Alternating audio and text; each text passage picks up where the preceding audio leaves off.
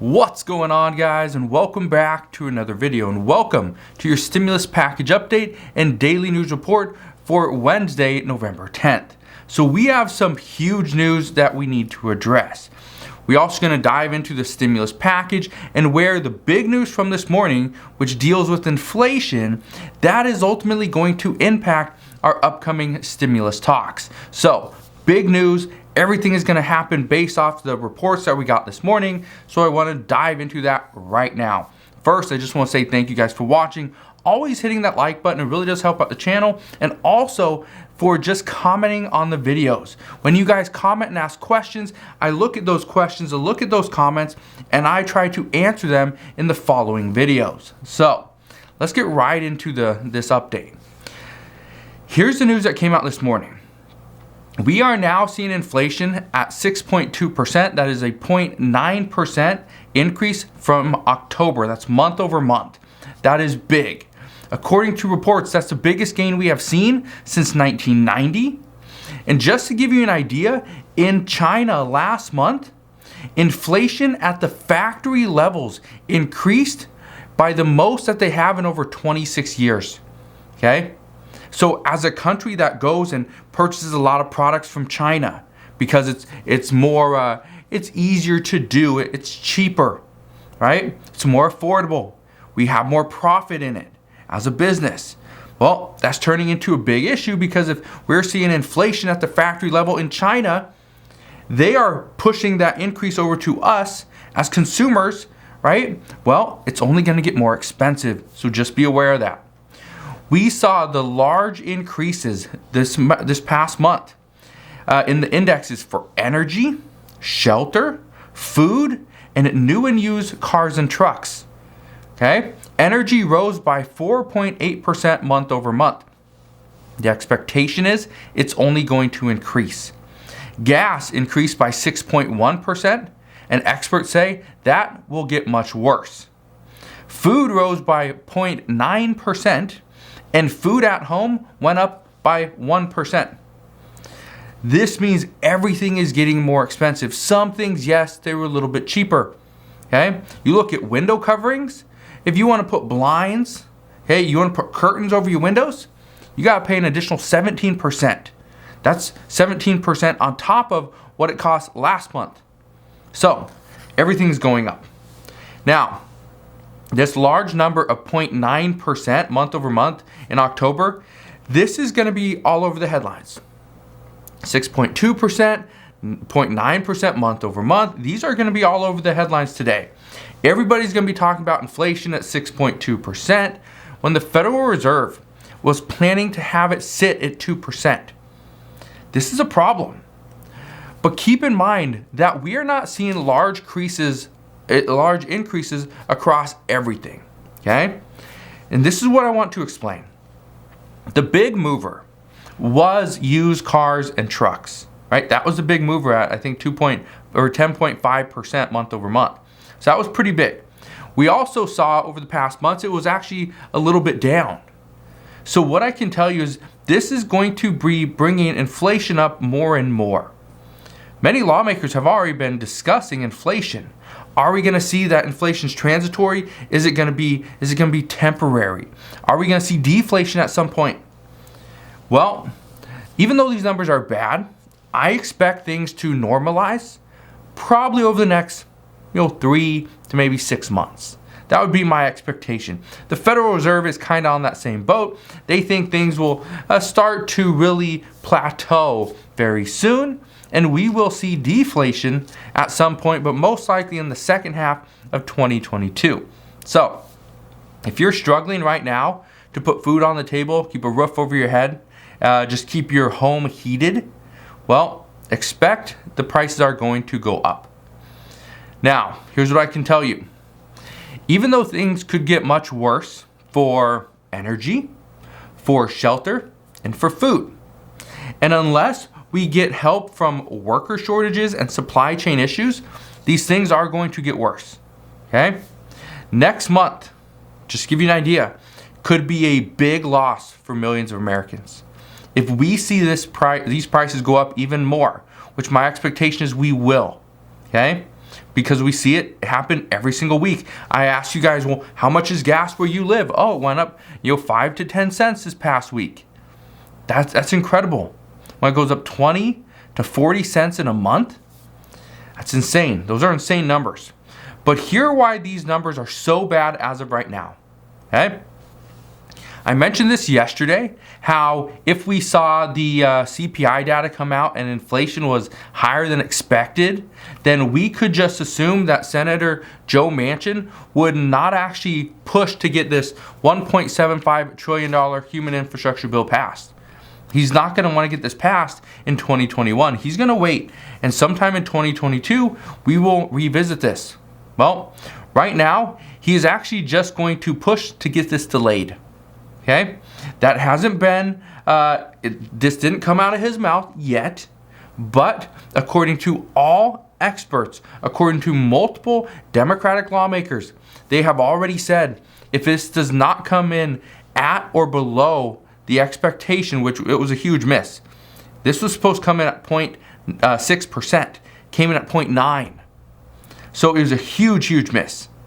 So the expectation is, and Senator Joe Manchin has said this multiple times, is he was worried about inflation, and he is worried about passing a potentially $1.75 trillion social safety net bill.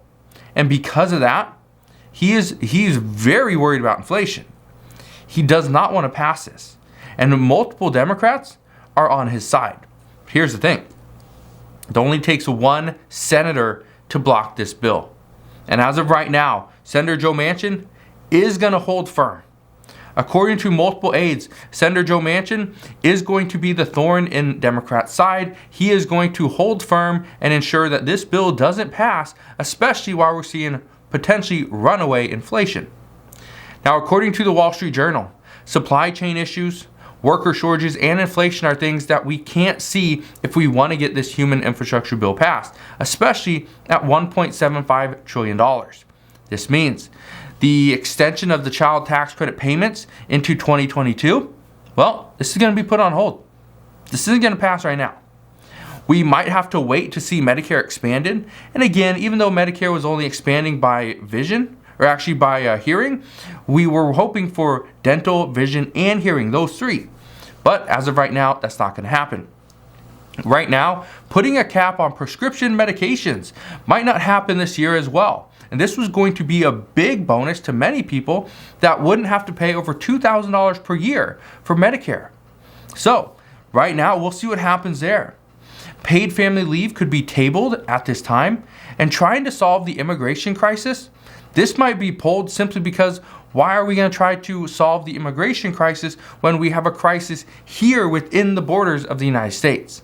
So again, a lot of issues happening right now, but all these things are coming down to, are we seeing inflation, yes or no? The answer before was, it's transitory, it's going to come, it will pass, don't worry. The expectation now is, we could potentially see inflation, towards the middle to end of next year, 2022. So again, we could still see price increases over the next year. I don't know how some people are going to do it. Honestly, it's scary. It's scary where we're at right now. Here's what I can tell you. Right before the CPI data came out, here's what we were hearing. Multiple House Democrats said they didn't need to see the full CBO score. They didn't need to see this from the Congressional Budget Office. They said that in order to vote on the human infrastructure bill, all they need to see was the fiscal information. That's it. They didn't need the entire CBO score, and they would be comfortable voting on this bill with just fiscal information. However, then they said they could see a vote happening next week, but here's the problem. This was right before the CPI data came out. So the expectation now is that even though the House could vote on this bill, why would the House vote on a bill and potentially get some House Democrats to vote no and potentially still pass the bill? But again, I think they have like a three vote majority. So if they lose 4 votes, this bill actually doesn't pass. But what I can tell you as of right now is that the expectation is that Senator Joe Manchin will be not rushing to get this bill done. Senator Joe Manchin honestly does not want this bill even in the Senate because he knows where his stance is and he knows he's not going to pass it at this time. The expectation is especially regarding the price tag of $1.75 trillion. What many people are saying, and actually one White House aide said this, is that if inflation were to come in higher than expected, this was the statement yesterday or the day before, I can't remember, then it is believed that we will need to make additional cuts to the human infrastructure bill and possibly get it under $1.5 trillion. So, remember when Senator Joe Manchin said that he would support an additional, infrastructure bill. He'd support this social safety net bill. However, he wouldn't support it at $3.5 trillion. He wouldn't even support it at $2 trillion. If Democrats wanted to get this done, he would support it at $1.5 trillion, no more, and it would have to provide quite a few things for means testing. So this would come for the child tax credit payments, paid family leave would most likely be pulled, immigration would be gone, expanding Medicare probably gone, right? The child tax credit payments were one of those things that Senator Joe Manchin said he could see. This is something that we need, right? Climate change is in here. So there's some things in here that we could use, we need, the American people could benefit from. But then again, he was saying anything over $1.5 trillion, he is not going to support. So we'll see what happens.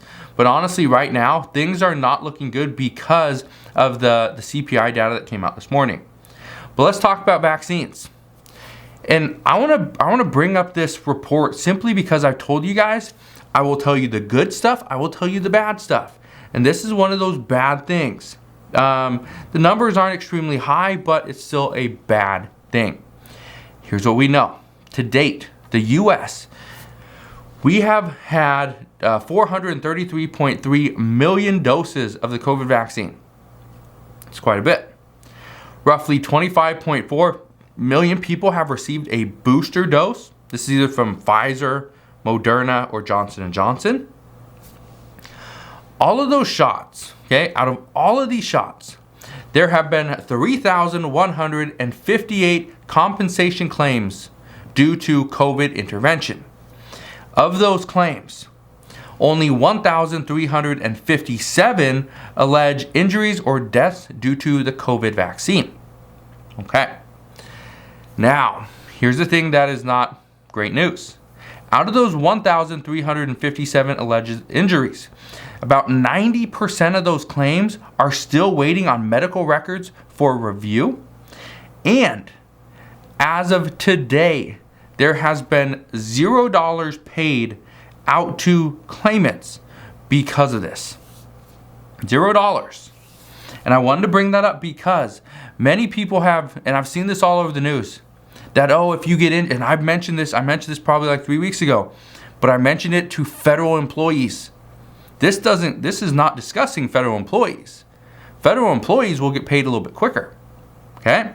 But, and I said this, that if you were to get injured, you're going to go get your vaccine, you get injured, whatever, you can file a claim.